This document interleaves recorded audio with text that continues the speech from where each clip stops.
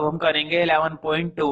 और 11.2 के अंदर अब तुम्हें किसी लाइन की इक्वेशन तुम्हें फाइंड आउट करनी पड़ेगी, और लाइन की इक्वेशन, प्लेन की इक्वेशन, ये दो क्वेश्चन अक्सर इस चैप्टर से पूछे जाते हैं पेपर में। प्लेन की इक्वेशन तो कंफर्म ही रहती है, एक क्वेश्चन 6 नंबर में, लेकिन लाइन की इक्वेशन भी तुम्हारा 4 नंबर में आएगा। मैंने ये बात पहले ही बता दी है कि ये चैप्टर 10 नंबर का है, 4 नंबर का एक क्वेश्चन, 6 नंबर का एक क्वेश्चन, लेकिन अब पैटर्न बदल गया है, तो हो सकता है 1-2 नंबर का क्वेश्चन और एक्स्ट्रा आ जाए। तो 4 नंबर की एक लाइन की इक्वेशन आती है, 6 नंबर की एक प्लेन की इक्वेशन आती है। तो प्लेन तो खैर बाद में आएगा, इस वाली एक्सरसाइज के अंदर तुम्हारी लाइन की इक्वेशंस आ जाएंगी कई सारी। अभी तो खैर स्टार्टिंग में जो टॉपिक मैं लिखा रहा हूँ वो तुम्हें ध्यान रखना है।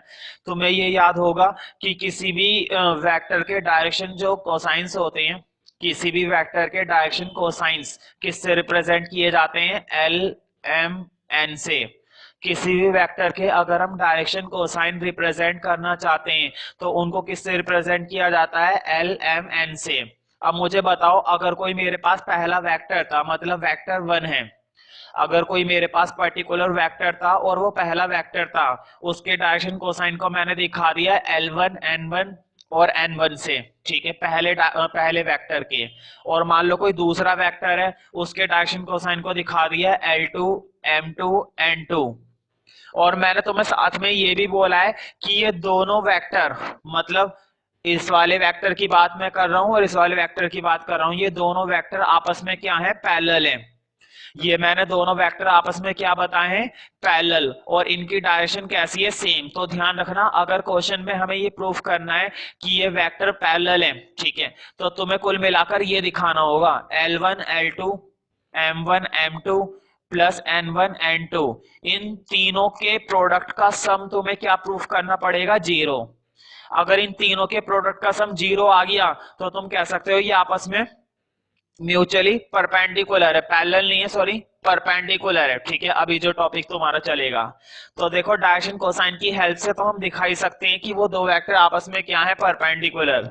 वो दो वेक्टर आपस में क्या होने चाहिए? परपेंडिकुलर। लेकिन उसके अलावा हमारे पास अगर डायरेक्शन रेशियोज हैं A1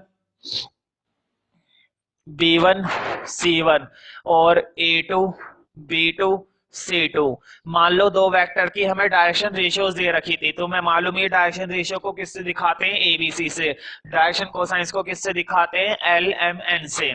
तो यहाँ पर भी वही लॉजिक है, अगर डायरेक्शन रेशियो की हेल्प से हमें परपेंडिकुलर प्रूफ करना है, डायरेक्शन रेशियो की हेल्प से अगर परपेंडिकुलर प्रूफ करना है तो उसका भी यही तरीका है, A1 A2 plus B1 B2 plus C1 C2, ये हमें क्या दिखाना है? इक्वल टू 0, ठीक है।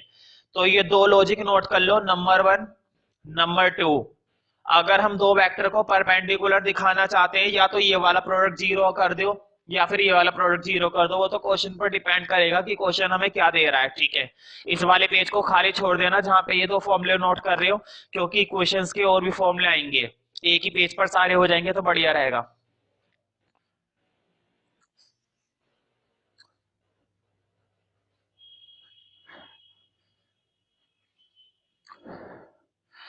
Question number 1, show that the three lines with direction cosines। तो देखो 3 लाइन है और उनके डायरेक्शन कोसाइन हमें दे रखे हैं, आर म्यूचुअली परपेंडिकुलर। हमें ये क्या प्रूफ करना है? Mutually perpendicular. तो पहले मैं डायरेक्शन कोसाइन लिख लेता हूं, 12/13 माइनस 3/13 माइनस 4/13। पहले वेक्टर के डायरेक्शन कोसाइन 4/13 12/13 3/13। दूसरे वेक्टर के डायरेक्शन कोसाइन 3/13 माइनस 4/13 12/13। ये तीसरे वेक्टर के डायरेक्शन कोसाइन है। और ये तीनों वेक्टर आपस में क्या दिखाने हैं हमें? परपेंडिकुलर। म्यूचुअली क्या दिखाने हैं? परपेंडिकुलर। तो देखो, अगर तुम थोड़ी देर के लिए इसको मान लो L1 M1 N1 और इसको मान लो L2 M2 और N2। अभी अभी मैंने बताया था तुम्हें इनका प्रोडक्ट क्या दिखाना है, जीरो। अगर इनका प्रोडक्ट जीरो आ गया तो ये दो वेक्टर आपस में क्या माने जाएंगे, परपेंडिकुलर, और अगर जीरो नहीं आया तो नहीं माने जाएंगे। तो एक करके देख लेते हैं, इनका मैं दिखा रहा हूं, लिखना we know that for perpendicular तुम्हें मालूम है L1 L2 के साथ, M1 M2 के साथ और N1 N2 के साथ इक्वल टू जीरो होना चाहिए। देखते हैं आता है नहीं। L1 की मल्टीप्लाई L2 से, इधर देखो बोर्ड पे, L1 की मल्टीप्लाई L2 से, देखो ये रहा L1 और ये है L2, इसकी मल्टीप्लाई उससे, तो 12 की 4 से करेंगे 48, 13 की 13 से करेंगे 169, प्लस 3 की 12 से करी 36, 13 की 13 से कर दी 169। लेकिन एक चीज ध्यान रखना, यहाँ पर माइनस, वहां पर है प्लस, तो माइनस प्लस बीच का साइन क्या हो जाएगा, माइनस। एक लास्ट रह गया है, -4 की 3 से करी, -4 की 3 से करने पर आएगा माइनस का 12। हाँ 13 की 13 से अपोन में तो वही चल रहा है 169। हाँ एलसीएम ले लेते हैं, देखो 169 169 169, तो एलसीएम भी क्या आएगा 169। ऊपर वाली टर्म 48 सेम, 36 ये भी सेम उतरी, और ये 12।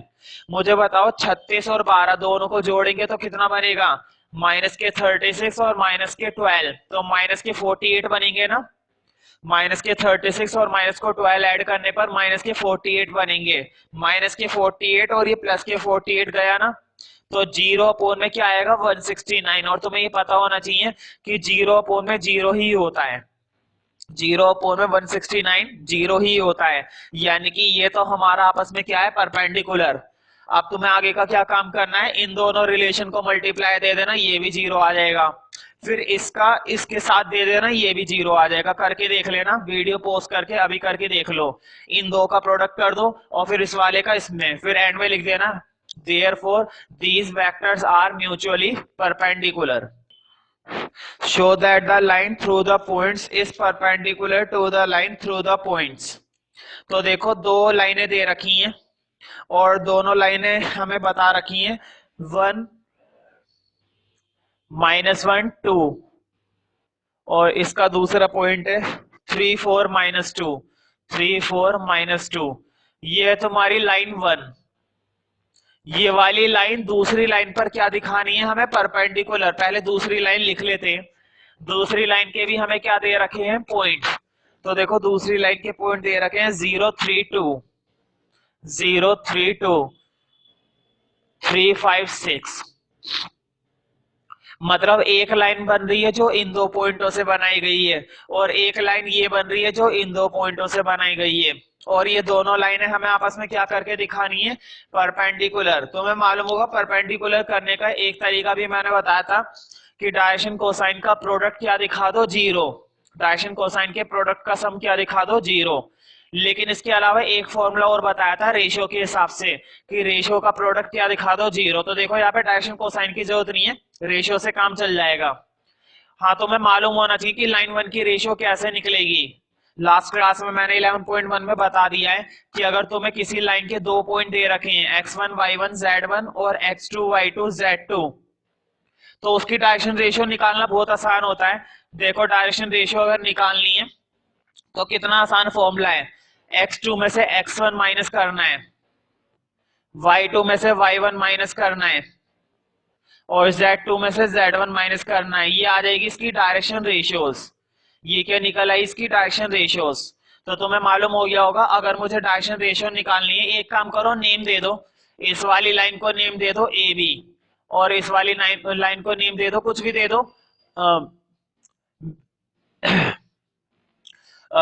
एडी ले लो, एडी नहीं सीडी ले लो, ए बी और सी डी दो अलग अलग लाइन है ना, ए नहीं ले सकते। तो देखो x2 minus x1 y2 minus y1 z2 minus z1, तो डायरेक्शन रेशियो में निकाल रहा हूँ फिलहाल पहले ए बी की।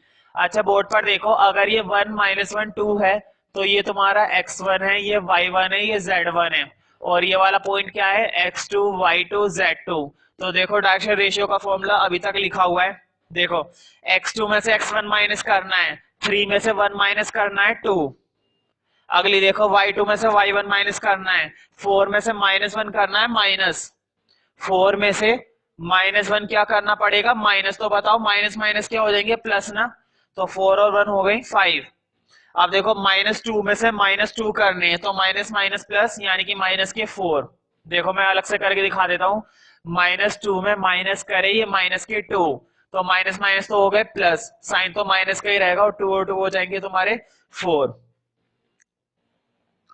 तो डायरेक्शन रेशियोज तो आ गई ए बी की, लेकिन अभी किसकी निकालनी बाकी है, सी डी की। तो इसका भी निकाल लेते हैं, इसमें कोई बड़ी बात नहीं है। सी डी की डायरेक्शन रेशियोज निकालना काफी आसान है। देखो फिर से मैं वही फॉर्मूला इस्तेमाल करूंगा, x2 माइनस x1, 3 में से 0 गया 3, y2 माइनस y1, 5 में से 3 गया 2, और z2 माइनस z1, 6 में से 2 गया 4। तो दोनों लाइनों की डायरेक्शन रेशियो निकल आई ना। और डायरेक्शन रेशियो निकालने के बाद तुम्हें एक लाइन लिख रही है, ये लिखो, we know that for perpendicular के लिए तुम्हें ये बात याद है कि a1 a2 plus b1 b2 plus c1 c2 किसके बराबर होना चाहिए, 0 के। देखते हैं 0 आता है, नहीं आना चाहिए। मुझे बताओ 3 की 2 से करोगे तो कितना आएगा, 6। 2 की 5 से करोगे तो कितना आएगा, 10। 4 की 4 से करोगे तो देखो प्लस माइनस माइनस 16। मुझे बताओ 0 आ रहा है ना। 6 और 10 कितने होते हैं, 16। 16 में से 16 जाएंगे 0, तो 0 इक्वल टू 0 लिख देना। Therefore these lines are perpendicular. अगला क्वेश्चन देखते हैं, question number 3। Show that the line through the points is parallel to the line through the points. तो देखो अब हमें करना है पैरेलल। जब दो लाइनों को पैरेलल प्रूफ करना हो ना, तब भी तुम्हें क्या निकालनी पड़ेगी, डायरेक्शन रेशियो। तब भी तुम्हें क्या कैलकुलेट करके लानी है, डायरेक्शन रेशियो। उसके बाद मैं बता देता हूं कैसे होगा। ठीक है, पहले डायरेक्शन रेशियो निकाल लेते हैं। देखो फिर से दो लाइनें दी हैं, मैं पहली लाइन को फिर से क्या मानूंगा, ए बी। तो देखो ए बी की पॉइंट्स दे रखे हैं 4 7 8, और इसका दूसरा पॉइंट भी दिया है 2 3 4, और दूसरी लाइन को मैंने इस बार मान लिया सी डी। हाँ, दूसरी लाइन के पॉइंट्स दे रखे हैं -1 -2 1 और 1 2 5। तो बताओ क्या डायरेक्शन रेशियो दी है, नहीं। बना लेंगे, बनाने में कोई बड़ी बात नहीं है। देखो दोनों की डायरेक्शन रेशियोज में बना रहा हूं। पहले मैं बना रहा हूं ए बी की। तो देखो ए बी की डायरेक्शन रेशियो का फॉर्मूला दोबारा लिखने की जरूरत नहीं है, बहुत सिंपल सा फॉर्मूला होता है। चलो एक बार मैं थोड़ा इंडिकेट कर देता हूँ, x2 minus x1, y2 minus y1, z2 minus z1, ये फॉर्मूला होता है। तो देखो अब डाल देते हैं, x2 माइनस x1, 2 में से 4 गया माइनस के 2, y2 माइनस y1, 3 में से 7 गया माइनस के 4, z2 माइनस z1, 4 में से 8 गया माइनस के 4। ठीक है, अब अगले अगले डायरेक्शन रेशियो निकालते हैं, जो कि हम निकालने वाले हैं सी डी की। तो देखो 1 में से -1 करा माइनस। मुझे बताओ 1 में से ये -1 में क्या करने वाला हूं, माइनस, है ना, ऐसा कुछ करने वाला हूं। तो माइनस माइनस क्या हो जाएंगे यहाँ पर, प्लस, और 1 और 1 कितने हो जाएंगे, 2। तो 2, y2 माइनस y1, 2 में से -2 करा।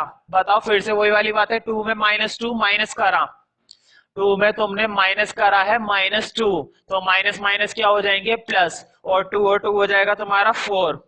अगला देखो 1 में से सॉरी 5 में से 1 गया माइनस के 4, 5 में से ये वाली टर्म जाएगी 1, तो ये बचेगी 4, प्लस की 4 बचेगा। ठीक है, प्लस का 4 बचेगा। अब देखो दोनों की जो डायरेक्शन रेशियोज आई हैं, तुम्हें कैसे पता लगेगा कि वो पैरेलल है या नहीं। तो तुम्हें ध्यान रखना, एक डायरेक्शन रेशियो दूसरे की टर्म्स में कन्वर्ट हो जानी चाहिए।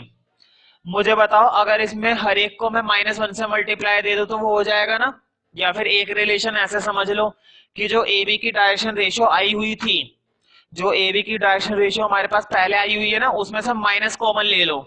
तो देखो अगर मैं उसमें से -1 कॉमन लूंगा तो अंदर क्या क्या मिलेगा मुझे, 2 4 4।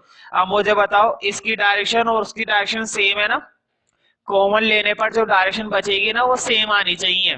तो कॉमन लेके एडजस्टमेंट कर ले करो लॉजिकली। ठीक है, और जब डायरेक्शन सेम दिखे लिख दो therefore these lines are parallel. ठीक है, क्योंकि इन दोनों की डायरेक्शन कैसी है, सेम। अगला क्वेश्चन करते हैं, find the equation of the line which passes through the point. जहां पर मैंने बोला था कि फॉर्मूले के लिए जगह पेज खाली छोड़ देना, उसी पेज पर वापस आ जाओ। तो इस एक्सरसाइज के अंदर अब लाइन शुरू हो जाएंगी और लाइन की गिनी चुनी इक्वेशन है, ज्यादा नहीं है। ज्यादा इक्वेशंस तो तुम्हारी प्लेन की होती हैं, लाइन की तो थोड़ी बहुत ही हैं, 5-6 हैं बस। तो पहली इक्वेशन लिखना, क्योंकि लाइन अभी तक आई नहीं थी, अब आ रही है। ध्यान रखो, अगर इक्वेशन पहले डाल देना इक्वेशन 1, ब्रैकेट में लिख देना लाइन, क्योंकि मैं लाइन के लिए काम करवा रहा हूं इस वाली एक्सरसाइज में। वैसे भी लाइन की ही इक्वेशंस मिलेंगी तुम्हें। तो देखो, अगर तुम्हारे पास एक लाइन है, मान लो एक लाइन है जो पास हो रही है इस वेक्टर से, पासेस थ्रू R1 वेक्टर। किससे पास हो रही है? R1 वेक्टर से। और लिखना in the direction, in the direction M1 vector. तो ध्यान रखो, M1 वेक्टर वो वेक्टर है जो डायरेक्शन है, और R1 वेक्टर वो वेक्टर है जो उसकी जो वो पॉइंट पास होने वाला है। तो देखो लाइन कैसे बनेगी। लाइन की इक्वेशन बड़ी सिंपल है, जो पासिंग वाला पॉइंट है उसको तो रख दो यहां पर प्लस, जो पासिंग होने वाला पॉइंट है ना, मतलब जिससे लाइन पास हो रही है, जो वेक्टर जो लाइन इससे पास हो रही है, वो पासिंग वाला पॉइंट तो तुम्हें यहाँ पे रखना है, प्लस करना है तुम्हें, और इक्वेशन में डाल देना है लैम्डा। ये फॉर्मूला है इसका, लैम्डा। अब यहाँ पे तुम्हें वो वेक्टर डालना है जिसकी डायरेक्शन में लाइन थी। तो लाइन किसकी डायरेक्शन में थी? M1 की डायरेक्शन में, M1 वेक्टर। तो इस लाइन को रिप्रेजेंट किया जाता है R वेक्टर से। ये आ गई लाइन की पहली इक्वेशन। देखो, यहाँ पर R1 वेक्टर वो है जिससे वो लाइन पास हो रही है, और M1 वेक्टर वो है जो उसकी डायरेक्शन में है। ठीक है, अभी जब क्वेश्चन करेंगे तब समझ में आ जाएगा। पहले एक इक्वेशन लिख लो, इक्वेशन नंबर आगे की मैं तब लिखाऊंगा जब और क्वेश्चंस आएंगे। ठीक है, फिलहाल इसे नोट कर लो और क्वेश्चन में देखते हैं। क्वेश्चन नंबर 4, तो इस फॉर्म को मैं रब नहीं कर रहा हूं, नहीं तो दोबारा लिखना पड़ेगा, इसको ऐसे लिखा रहने देते हैं। क्वेश्चन नंबर 4 देखते हैं, find the equation of line which passes through the point. देखो, एक लाइन है जो इस पॉइंट से पास हो रही है, पासेस थ्रू। तो देखो, पासेस थ्रू का पॉइंट क्या है? 1 2 3। इस पॉइंट से वो लाइन पास हो रही है, and is parallel to the vector, और वो इस वेक्टर के पैरेलल है, 3i plus 2j minus 2k। मुझे बताओ, ये लाइन इस लाइन के पैरेलल है, इस वेक्टर के पैरेलल है, तो यही तो डायरेक्शन हुई ना। अगर दो लाइनें आपस में पैरेलल होती हैं तो उन दोनों की डायरेक्शन कैसी होती है? सेम होती है। अगर ये लाइन इस वेक्टर के पैरेलल है, इसका मतलब ये डायरेक्शन है, तो पैरेलल पर अंडरलाइन कर लो। जो क्वेश्चन के अंदर पैरेलल वर्ड लिखा हुआ है उस पर अंडरलाइन कर लो, और स्लैश लगाकर वहां पर लिख लो डायरेक्शन। इसका मतलब क्वेश्चन ने हमें डायरेक्शन दी है, जबकि वर्ड लिखा हुआ था पैरेलल। पैरेलल का मतलब है डायरेक्शन सेम होती है, तो वही हमारी क्या होगी? डायरेक्शन। अब देखो, फॉर्मूला तो पहले से ही लिखा हुआ है। अब देखो, कुछ चीजें जान लो। इस पॉइंट से पास हो रही थी ना, इसका मतलब R1 वेक्टर तो मेरे पास ये है, 1 का मतलब I, 2 का मतलब 2j, 3 का मतलब 3k। इस वेक्टर से पास हो रही है और इसके पैरेलल है, इसके पैरेलल है मतलब ये डायरेक्शन है, तो M1 वेक्टर लिख लो। M1 वेक्टर है 3i plus 2j minus 2k। अब तुम्हारे पास दोनों वेक्टर हैं, फॉर्मूले में डाल दो, फॉर्मूला भी सामने लिखा हुआ है। देखो, R1 वेक्टर की जगह R1 डाल दो, i plus 2j plus 3k और प्लस लैम्डा। यहाँ पर M1 वेक्टर आएगा 3i plus 2j minus 2k। ये आ गई तुम्हारी इक्वेशन। इसके बाद तुम्हें कुछ नहीं करना, बस डालते ही छोड़ दिया करो। नेक्स्ट क्वेश्चन देखते हैं।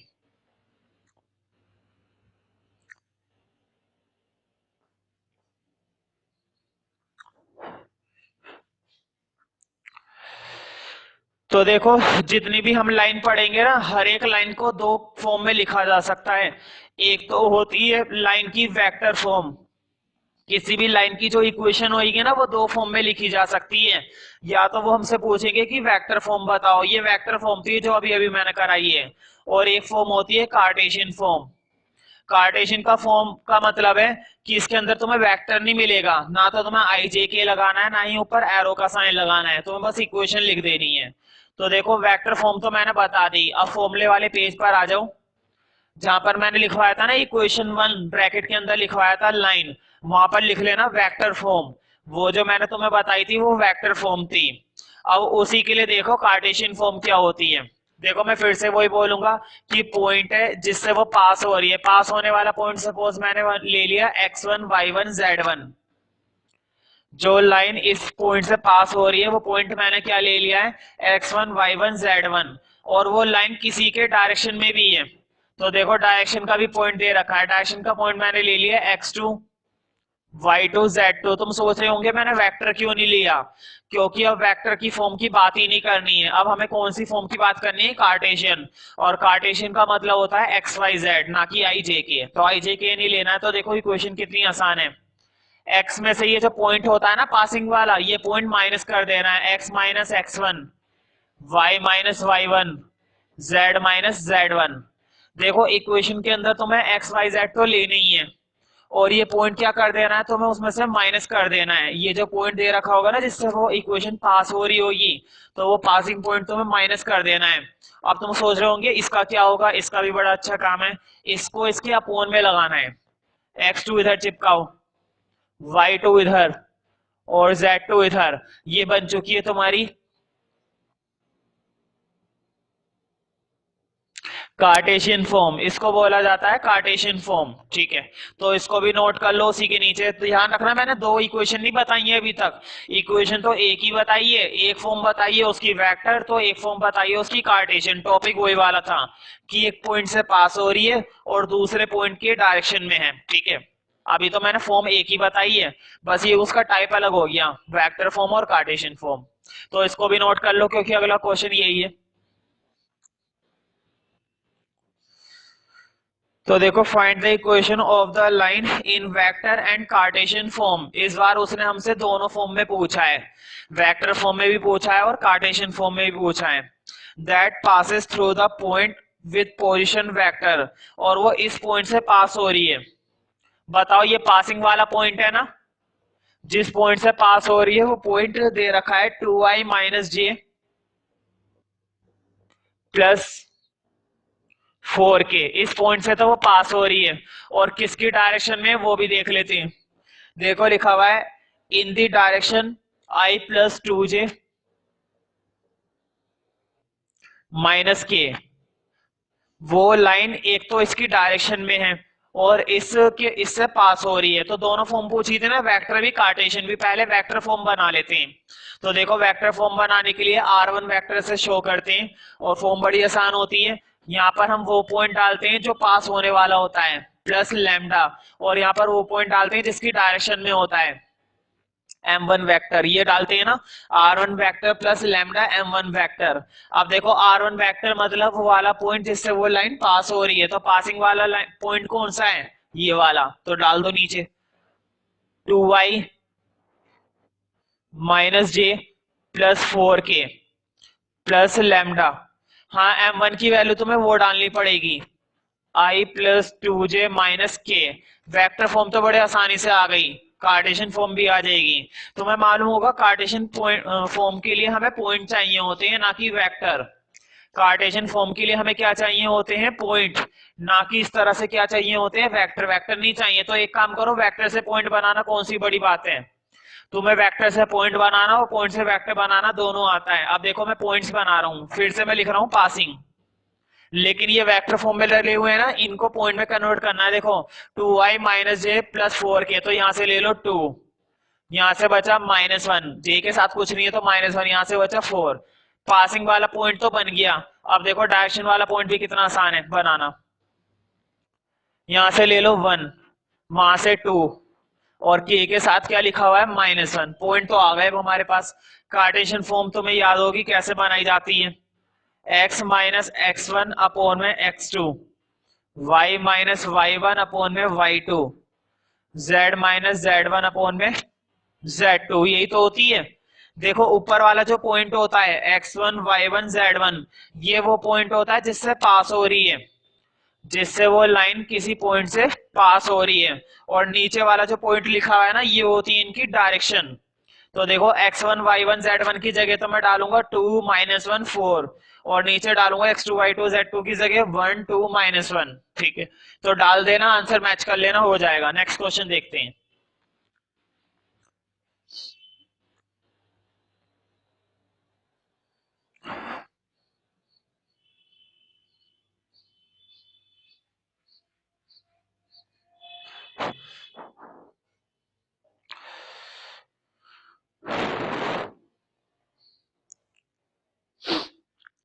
तो देखो अगला क्वेश्चन नंबर है तुम्हारा 6। अगला क्वेश्चन है तुम्हारा 6। Find the Cartesian equation. Equation का फॉर्म इसी टाइप का है। ठीक है, अभी वही चल रहा है। Find the Cartesian equation of a line which passes through the point. देखो ये पासिंग वाला पॉइंट है ना, कार्टेशियन फॉर्म पूछी है ना हमसे, कार्टेशियन फॉर्म पूछी हो, इस पॉइंट से पास हो रही है वो लाइन, -2 4 -5, इस पॉइंट से तो पास हो रही है, और वो लाइन इस लाइन के पैरेलल है। ये वाली जो लाइन है ना जो इस पॉइंट से पास हो रही है, वो लाइन इस लाइन के पैरेलल है जो मैं लिखने वाला हूं अभी। लाइन ये है x+3/3, y-4/5, z+8/6। अब मुझे बताओ, हमें ऐसी लाइन फाइंड आउट करनी है जो लाइन इस पॉइंट से तो पास हो रही है, वो तो चलो ठीक है, वो लाइन इस पॉइंट से पास हो रही है, और वो लाइन इस लाइन की क्या बताई गई है, पैरेलल बता रखी है। वो लाइन इस लाइन की क्या बताई है, पैरेलल। मुझे बताओ, जब दो लाइनें पैरेलल होती है तो दोनों की डायरेक्शन कैसी होती है, सेम होती है ना। भाई पासिंग वाला पॉइंट तो हमें मिल गया, पासिंग वाला पॉइंट तो क्वेश्चन में दे रखा था, कोई दिक्कत नहीं है। डायरेक्शन नहीं दे रखी तो डायरेक्शन निकाल लेंगे। बताओ, जो डायरेक्शन इस लाइन की है वही डायरेक्शन किस लाइन की होगी, उस लाइन की, क्योंकि दोनों लाइनें आपस में क्या है, पैरेलल है, और पैरेलल में डायरेक्शन कैसी होती है, सेम। अब मुझे इसमें से देखकर बताओ डायरेक्शन कौन सी होती है, ये नीचे वाली होती है, ये ऊपर वाली होती है। तो मैं मालूम होगा, भी मैंने कार्टेशियन सिखाई थी, ऊपर वाला तो वो पॉइंट होता है जिससे पास हो रही है, डायरेक्शन होता है नीचे वाला। तो डायरेक्शन का पॉइंट फटाफट से अलग कर लो, यानी कि डायरेक्शन मुझे मिल गई 3 5 6, नीचे मुझे डायरेक्शन क्या मिल गई, 3 5 6। ठीक है, तो डायरेक्शन का ध्यान रखना है, इस बात का ध्यान रखना है तुम्हें। अब शुरू करते हैं। अच्छा देखो, कार्टेशियन पूछी थी ना, कार्टेशियन ही बनाएंगे, कार्टेशियन फॉर्म बनाना आसान होता है। x-x1/2, y-y1/y2, z-z1/z2। तो देखो x1 y1 z1 वो पॉइंट है जिससे पास हो रही है, तो कौन सा पॉइंट डालना है, ये वाला। और x2 y2 z2 वो पॉइंट है जो इसकी डायरेक्शन है, डायरेक्शन ये रही, तो डाल दो फटाफट से। x-x1 की जगह देखो मैं -2 डालूंगा, और माइनस पहले से ही है, तो माइनस माइनस क्या हो जाएंगे, +2। हाँ, अपोन में x2 का मतलब है 3, y-y1, y में मैं माइनस करूंगा 4, और अपन में डालूंगा y2 है 5, z-z1। तो देखो z में z माइनस करूंगा तो ये तो माइनस का 5 है, और फिर से माइनस माइनस क्या हो जाएंगे, प्लस के 5, तो z+5, और अपोन में z2 यानी कि 6। ये आ चुकी है तुम्हारी कार्टेशियन इक्वेशन। ठीक है, तो अगला क्वेश्चन देखते हैं। और अगला क्वेश्चन काफी छोटा है और आसान भी है, क्योंकि कार्टेशियन फॉर्म दे रखी है और हमसे क्या पूछा है, उसकी वेक्टर फॉर्म, मतलब कन्वर्ट करवा रहे हैं। कार्टेशियन फॉर्म से किस में कन्वर्ट करवा रहे हैं, वेक्टर फॉर्म में, और ये बहुत आसान है। तो देखो कार्टेशियन इक्वेशन लिख लेते हैं पहले।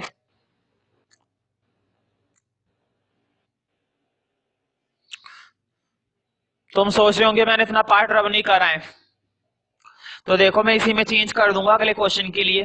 The Cartesian equation of a line is, उन्होंने कार्टेशियन इक्वेशन दे रखी है, पहले उसे लिख लेते हैं। देखो यहाँ पर तो लिखा हुआ है उनका 5, नीचे लिखा हुआ है 3, यहाँ पर लिखा हुआ है 4,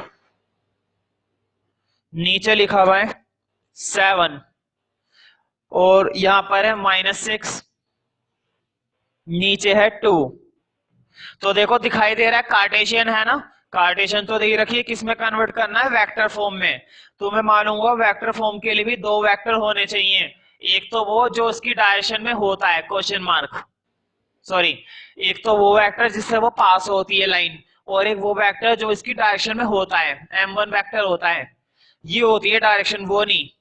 वो तो वो पॉइंट होता है जिससे पास होता है। मुझे बताओ, अगर पासिंग वाला वेक्टर बनाना है तो पासिंग वाला वेक्टर ये ऊपर वाला होता है ना, पासिंग वाला जो वेक्टर होता है वो ऊपर वाला होता है। तो देखो वेक्टर उठा लो। अब ध्यान रखना यहाँ पर तुम्हें थोड़ी सावधानी बरतनी है, जल्दबाजी में गलत पॉइंट ले लोगे, नीचे वाले में भी गलती हो जाती है, ऊपर वाले में भी, कहीं पे भी हो सकती है गलती। पहले एक काम करे करो, जब भी वो कार्टेशियन देंगे तुम स्टैंडर्ड फॉर्म लिख लो कार्टेशियन की, वरना जल्दबाजी में साइन गलत हो जाता है। देखो x minus X one upon में x2 ये होता है, y minus Y one upon में y2, z माइनस z2 अपोन में z माइनस z1 अपोन में z2। अब देखो कैसे उठाएंगे, क्योंकि साइन में गड़बड़ हो जाती है अक्सर।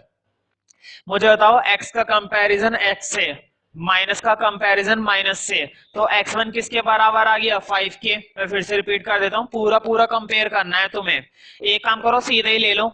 देखो यहाँ का माइनस एक्स, यहाँ का -5, minus x1 equal to -5, x1 की वैल्यू आ गई 5, ठीक है। अब इधर देखो, यहाँ का -y, यहाँ पे तो है -y, वहां पे है +4, तो -y1 किससे कंपेयर, 4 से, तो y1 की वैल्यू आ गई -4, साइन अलग आ गया ना। अब इधर देखो, यहाँ पर z का -1, यहाँ पर भी -6, तो -z1 इक्वल टू -6, माइनस से माइनस गया, z1 की वैल्यू आ गई 6। थोड़ा टाइम जरूर लगता है लेकिन हो जाता है इससे। जल्दबाजी में अगर साइन ले लोगे तो गड़बड़ हो जाएगी। आधे बच्चे क्या करेंगे, यहाँ से 4 ही उठाएंगे, -4 नहीं लेंगे, वो सोचेंगे यही तो है y1, और सही बात है y1 तो यही है, लेकिन साइन के साथ लेना होता है। तो देखो जब हमने कैलकुलेट करा तो साइन माइनस का आया है, और जल्दबाजी में यहाँ पे प्लस का 4 ले लेंगे वो।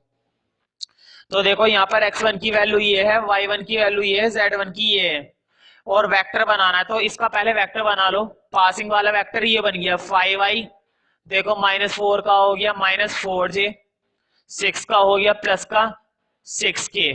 अब m1 वेक्टर वो होता है जो नीचे डायरेक्शन होती है, इसमें ज्यादा दिक्कत नहीं होती, इसमें तो सीधा उठा लो। 3 का हो गया 3i, 7 का हो गया 7j, और 2 का हो गया 2k। अब तुम्हें मालूम है लाइन की वेक्टर फॉर्म क्या होती है, आर वेक्टर से रिप्रेजेंट करते हैं, और ये होता है पासिंग वाला वेक्टर प्लस लैम्डा डायरेक्शन वाला वेक्टर। यही तो होती है ना लाइन की वेक्टर फॉर्म। r1 की जगह r1 की वैल्यू डाल दो, m1 की जगह m1 की वैल्यू डाल दो, डालते ही छोड़ दो। क्वेश्चन नंबर 8 देखते हैं।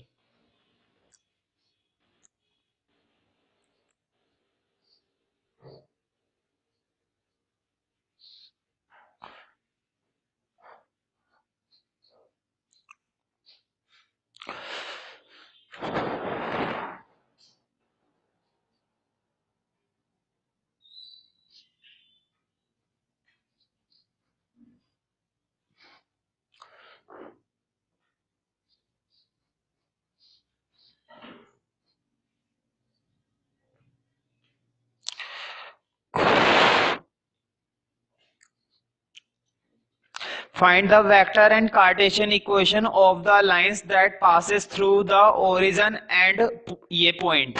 देखो अभी भी पॉइंट दिए हैं, वो बात अलग है, अजीब से पॉइंट है। एक पॉइंट तो है ओरिजिन और एक पॉइंट है ये 5, -2 और 3। तो देखो एक लाइन है जो इन पॉइंटों से पास हो रही है, एक तो ओरिजिन से जा रही है, और दूसरा पॉइंट है 5, -2, 3।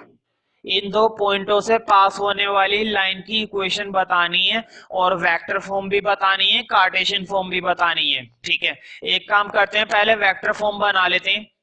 एक ही बात है, चाहे कार्टेशियन बना लो चाहे वेक्टर फॉर्म बना लो। पहले तो पहले मैं वेक्टर फॉर्म बना लेते हैं। तो देखो ये वो पॉइंट है जिससे पास हो रही है, और ये भी वो पॉइंट है। तो बताओ, अभी तक मैंने ये बताया था दो पॉइंटों से पास होने वाली। अभी तक क्या होता था, एक पॉइंट देते थे तो एक डायरेक्शन देते थे। याद करो अभी तक जितनी भी लाइनें हमसे बोली गई हैं, उन्होंने कहा था कि एक से तो वो पास हो रही है, और दूसरे पॉइंट की क्या है, डायरेक्शन में है। इसका मतलब पॉइंट तो एक ही दिया था ना, और जिससे पास हो रही थी वो डायरेक्शन थी, ठीक है। तो अब हमारी इक्वेशन की फॉर्म बदल जाएगी। जहां पर मैंने फॉर्मूले लिखवाए हैं वहां पे आ जाओ। अभी तक मैंने इक्वेशन 1 लिखवाई थी ना लाइन की, अब लिखो इक्वेशन 2। उस पेज पर पहले आकर लिखो इक्वेशन 2। ब्रैकेट में लिख देना लाइन, अभी भी लाइन ही चल रही है।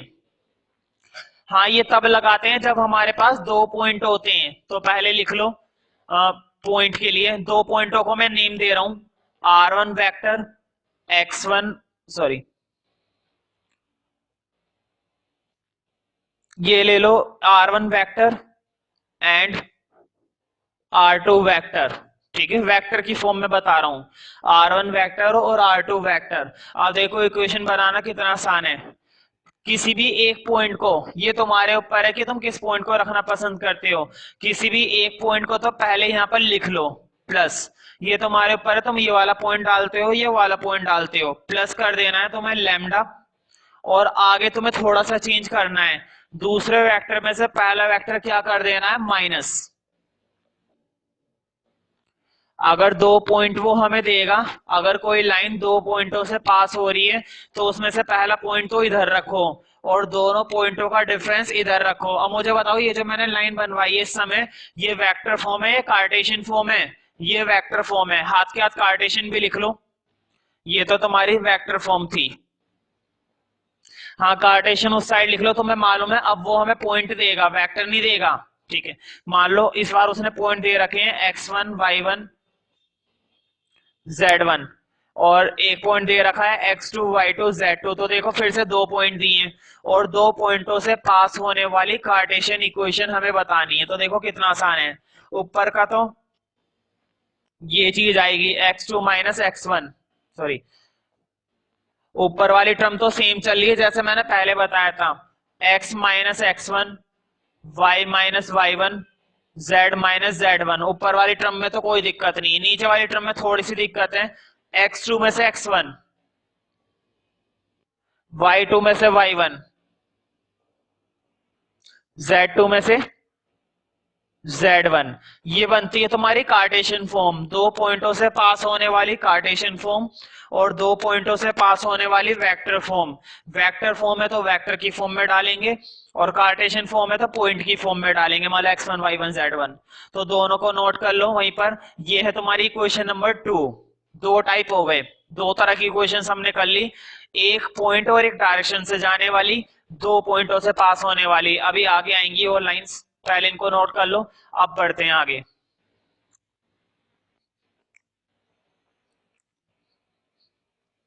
तो देखो पहले मैं इसमें से अब मैं तुम्हें बताऊंगा वेक्टर फॉर्म। तुम्हें मालूम होगा अगर ये वेक्टर फॉर्म है तो पहला वेक्टर तो ये है R1 vector, 0i 0j 0k। वो बात अलग है, जीरो की कोई वैल्यू नहीं है, लेकिन पहले मैंने वेक्टर बना लिया। अब इधर देखते हैं, ये है R2 vector, 5i minus 2j plus 3k, इसका भी वेक्टर बना लिया। अब तुम्हें इक्वेशन याद है वेक्टर फॉर्म में क्या होती है? पहला वेक्टर तो पहले लिख दो, जीरो, पहले मैं फॉर्मूला लिख देता हूँ, R1 का वेक्टर प्लस लैम्डा, यही तो होता है ना। और ये जरूरी नहीं है कि हम पहले ही पॉइंट डालें, ज्यादातर एनसीईआरटी में, मैं इसलिए पहले डलवा रहा हूँ, ज्यादातर एनसीईआरटी में पहला पॉइंट ही डाल रखा है। ठीक है, दूसरा बहुत कम डालते हैं, तो पहले ही डाल दिया करो तुम भी। यहाँ पर दोनों वेक्टर का आ जाएगा डिफरेंस, R2 माइनस R1। तो देखो पहला वेक्टर तो सिंपल है, इसी को चिपका दो यहाँ पर, 0i 0j 0k plus lambda. अब R2 में से R1, 5i में से 0i 5i, माइनस 2j में से 0j माइनस के 2j, प्लस 3k में से 0k 3k। ठीक है, तो देखो अगले स्टेप में तुम इसको हटा सकते हो, कोई दिक्कत नहीं है, जो इक्वेशन आएगी वेक्टर फॉर्म की वो बस इतनी रहेगी। जरूरी नहीं है, यहाँ पर लिखना भी जरूरी नहीं था, लेकिन वो तो मैंने तुम्हें डालकर दिखा दिया। अगर तुम यही इसी स्टेप में गायब कर देते तो कोई प्रॉब्लम वाली बात नहीं है, एक स्टेप कर लिया तो उसमें कोई दिक्कत नहीं है। अब इसकी बची है कार्टेशियन फॉर्म, इस वाली को मैं रफ कर रहा हूँ क्योंकि ये वेक्टर फॉर्म थी। कार्टेशियन फॉर्म के लिए तो सीधे ही पॉइंट दे रखे हैं हमें, तो हमें कुछ करने की जरूरत नहीं है। देखो पॉइंट दे रखे हैं, मैं थोड़ा इंडिकेट कर देता हूँ, x1 y1 z1, x2 y2 z2। अब मैं तुम्हारे लिए पहले फॉर्मूला लिख देता हूं, x minus x1 x2 minus x1, y minus y1 y2 minus y1 और z minus z1 z2 minus z1। ठीक है, तो ये होता है। अब देखो x में से x1 मतलब 0, y में से y1 y1 मतलब 0, और z में से z1 मतलब z1 की वैल्यू क्या है 0। तो मुझे बताओ अगर मैं इन तीनों की वैल्यू यहाँ पर 0 डालूंगा तो उसे डाल के दिखाता हूँ नहीं, सीधे ही लिख देता हूँ, ऊपर आ गया x, यहाँ से आया y और यहाँ से आया z, कोई दिक्कत थोड़ी ना है। अगर मैं इन तीनों की जगह 0 डालूंगा तो 0 तो रह नहीं दो। नीचे देखते हैं अब, x2 माइनस x1, 5 में से 0 गए 5, y2 माइनस y1, -2 में से 0 गए -2, z2 माइनस z1, 3 में से 0 गए 3। तो ये आ गई तुम्हारी कार्टेशियन फॉर्म, ठीक है, 2 पॉइंटों से पास होने वाली। अगला क्वेश्चन देखते हैं, question number 9, find the vector and the Cartesian equations of the line that passes the point. जो इन पॉइंटों से पास हो रही है। तो देखो फिर से हमें 2 पॉइंट दिए गए ना, यानी कि 2 पॉइंट फॉर्मूला लगाओगे या 1 पॉइंट फॉर्मूला? हम लगाएंगे 2 पॉइंट फॉर्मूला, ठीक है। और वेक्टर और कार्टेशियन दोनों पूछिए।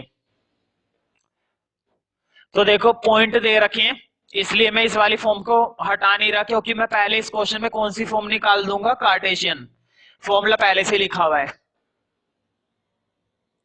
तो देखो 2 पॉइंट दे रखे हैं, 3 -2 -5, और दूसरा पॉइंट दे रखा है 3 -2 6।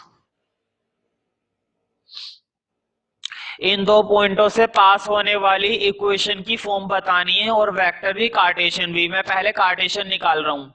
मुझे बताओ x1 y1 z1 ये पहले वाला पॉइंट होता है, और x2 y2 z2 ये दूसरा पॉइंट होता है। तो मैं सीधा डाल रहा हूं बिना इंडिकेट करे। देखो x1 की जगह तो आ गया 3, अपोन में बाद में देखेंगे, पहले एक फॉर्म कर लेते हैं, बाद में डाल दूंगा इसके अपोन में। y में से y1 मतलब माइनस माइनस क्या हो जाएंगे, प्लस का 2। देखो y1 की वैल्यू माइनस करनी है, और y1 पहले से क्या है -2। तो बताओ -2 इधर डालोगे तो माइनस माइनस क्या हो जाएगा, प्लस। अब इधर z माइनस z1, यानी कि ये भी माइनस है, ये भी क्या हो जाएगा, प्लस। ये वाला पॉइंट भी हमारा क्या हो गया, प्लस। अब देखो नीचे देखते हैं, x2 में से x1, 3 में से 3 गया 0। अब देखो y2 माइनस y1, -2 में से -2 करे माइनस, देखो -2 में से माइनस करे -2, तो बताओ माइनस माइनस क्या हो जाएंगे, प्लस। ये भी 0। z2 माइनस z1, 6 में से -5 करे माइनस, 6 में से माइनस करे -5, तो माइनस माइनस प्लस। तो 6 और 5 कितने हो जाएंगे, 11, ठीक है। तो तुम इसे इन्फिनिटी मत बना देना अगले स्टेप में, y प्लस 2 अपॉन में 0। वैसे तुम्हें मालूम है कोई सी भी डिजिट ऊपर हो और नीचे 0 हो तो वो वैल्यू इन्फिनिटी होती है, ठीक है, नॉट डिफाइंड होती है। लेकिन इतना कुछ करने की जरूरत नहीं है, इसको ऐसी छोड़ देना, ऐसी फॉर्म में होती है क्वेश्चन। ऐसा नहीं कि दिक्कत वाली बात है, इसी फॉर्म में रहती है क्वेश्चंस कई बार। हाँ वेक्टर फॉर्म और बनाते हैं अब इसकी। वेक्टर फॉर्म में तुम्हें याद होगा कि पहले हम इन्हें किस में कन्वर्ट करेंगे, वेक्टर में।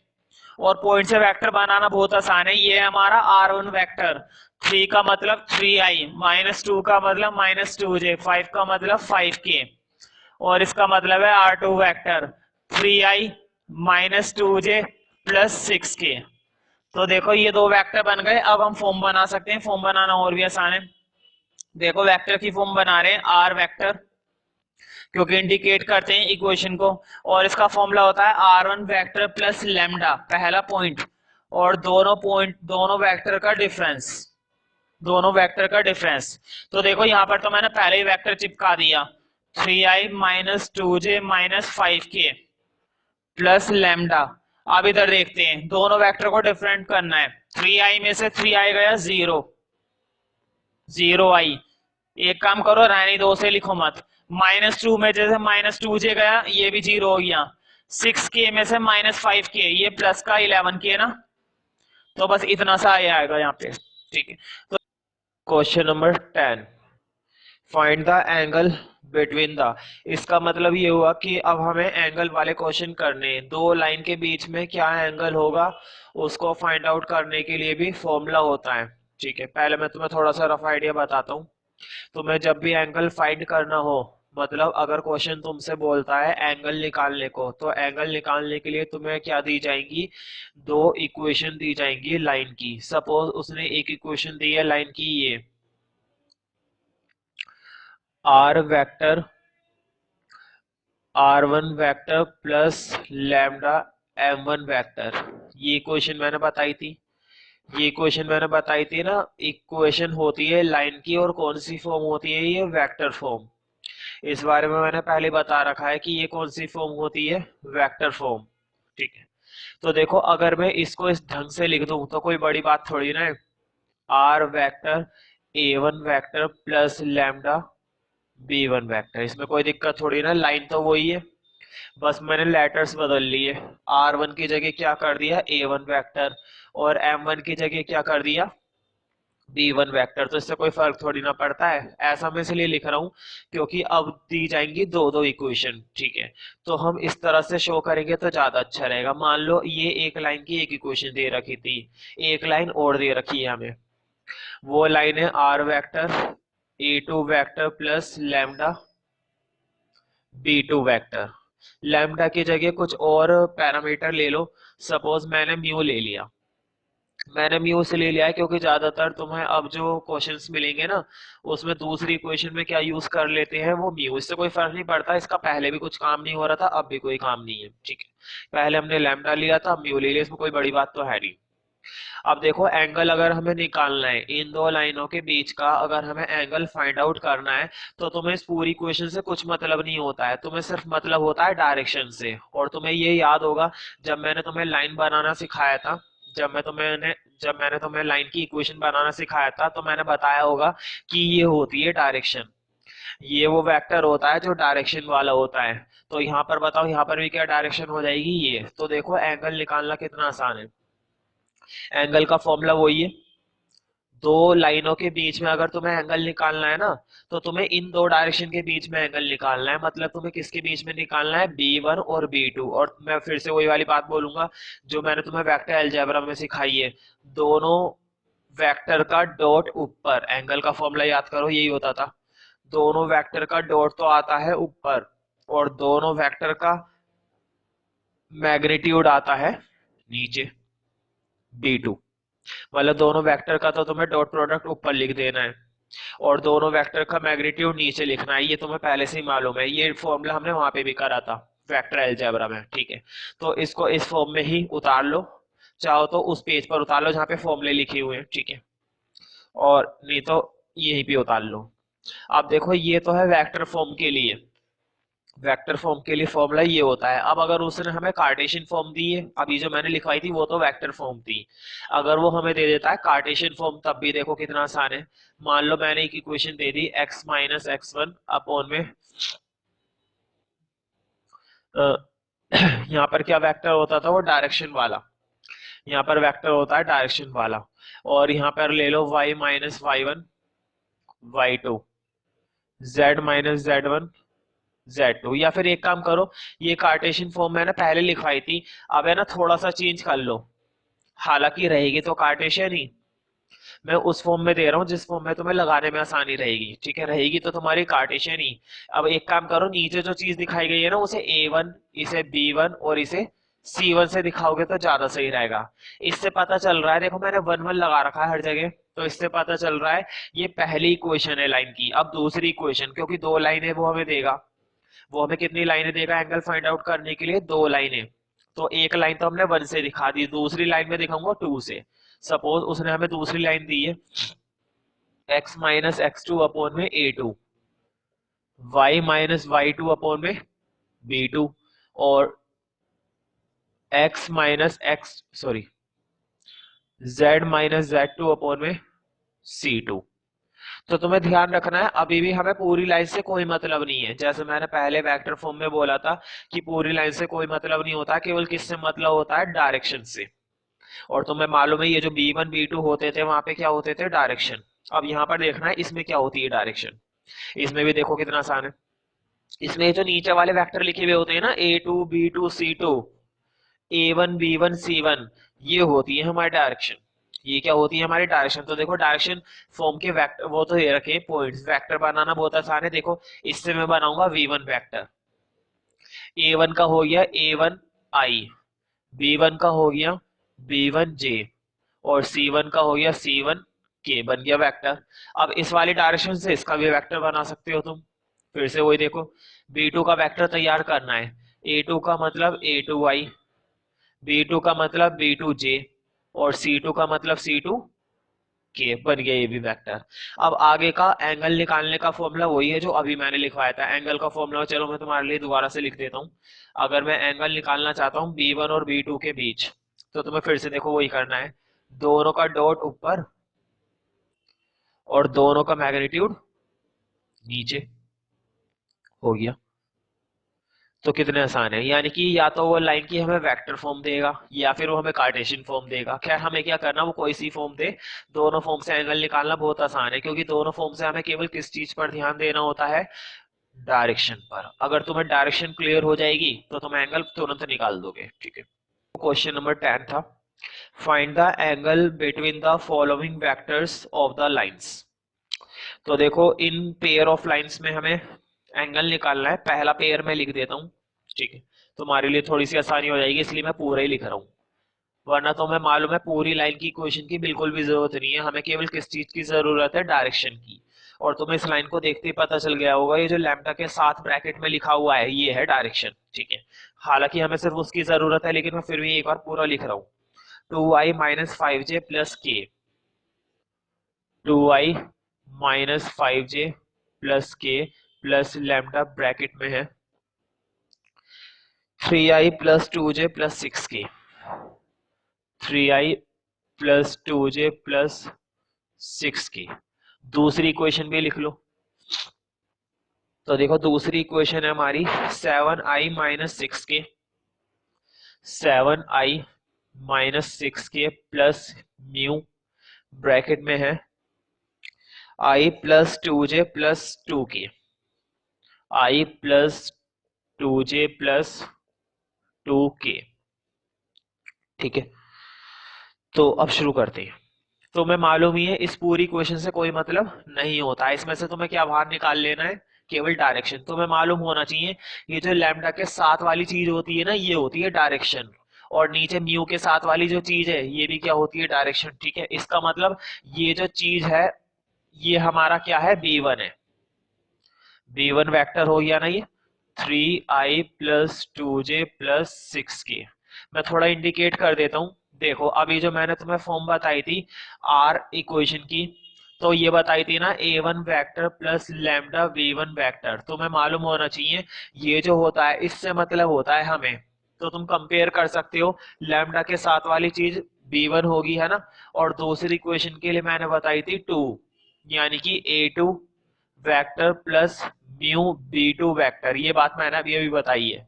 इसका मतलब दूसरी इक्वेशन को जब कंपेयर करोगे तो म्यू के साथ वाली चीज, ये वाली चीज जो क्या हो जाएगी, B2। देखो म्यू ये B2 कंपेयर हो गया, तो यहाँ पर लिख लो B2। तो बताओ B2 वेक्टर ये बन गया ना, ये वाला, ये हो जाएगा तुम्हारा i plus 2j plus 2k। ठीक है, बहुत आसान चीज है। B1 वेक्टर ये है तुम्हारा, B2 वेक्टर ये है, और अब एंगल निकालना तो बहुत ही ज्यादा आसान है। तो देखो एंगल कैसे निकालेंगे। तो कोस थीटा तुम्हें मालूम है फॉर्मूला होता है कोस थीटा, और अगर कोस थीटा का फॉर्मूला लगाना है, और ये हमने वेक्टर अलजेब्रा में पहले से ही कर रखा है, तो देखो B1 का वेक्टर और B2 का वेक्टर। ठीक है, मतलब इन दोनों वेक्टर का क्या कर देते हैं, डॉट।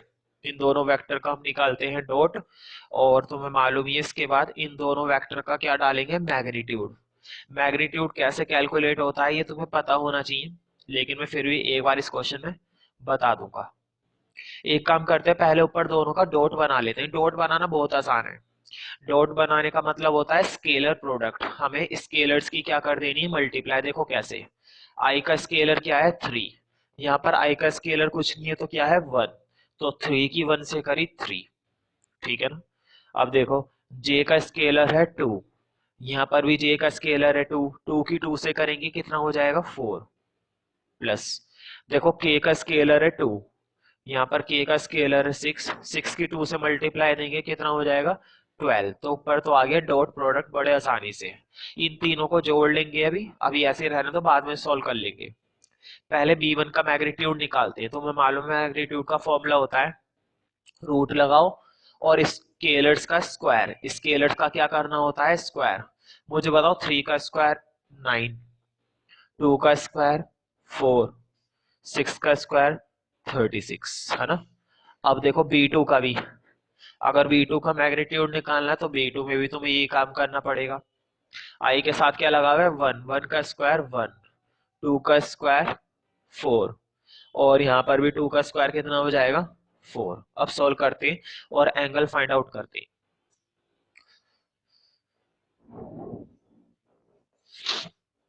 तो देखो 4 और 3 7, 7 और 12 कितने हो जाते हैं, 19, 19। 3 और 4 7, 7 प्लस 12 इक्वल टू 19। ठीक है, अब नीचे देखते हैं, 9 और 4 तो हो जाएगा 13, और 13 36 में जोड़ेंगे, 13 36 में जोड़ेंगे तो ये बनेगा 49, यानी कि रूट 49। अब यहाँ पर देखते हैं, 4 और 4 8, 8 और 1 क्या हो जाएगा, 9, यानी कि रूट 9। ये बढ़िया बात है कि तुम्हें मालूम होगा ये दोनों स्क्वायर रूट होते हैं। ठीक है, 19 49 का स्क्वायर रूट तुम्हें मालूम होना चाहिए 7, और 9 का कितना होता है, 3। हाँ, 7 3 से मल्टीप्लाई हो रहा है, कर दो, 19 अपॉन में 21। तो जरूरी नहीं है यहाँ पर एंगल एक पर्टिकुलर आता है, ध्यान रखना। इस साइड हमारा क्या चल रहा था, कोस थीटा, चलाते रहना उसे side by side, cos theta, यानी कि एंड में हमारी कोस थीटा की वैल्यू कितनी आ गई, 19 अपॉन में 21। लेकिन क्वेश्चन ने हमसे पूछा है एंगल, तो एंगल निकालना जरूरी है, मतलब थीटा। तो देखो थीटा यहीं पे छोड़ दो, कोस उधर भेज दो, तुम्हें मालूम होगा जब भी हम रेशियो उधर भेजते हैं तो उधर जाके इनवर्स बन जाता है, तो कोस जाके उधर हो जाएगा इनवर्स। तो कोस इनवर्स 19 अपॉन में 21, ये आ गया इन दोनों लाइनों के बीच का एंगल। ठीक है, नेक्स्ट पार्ट देखते हैं इसका।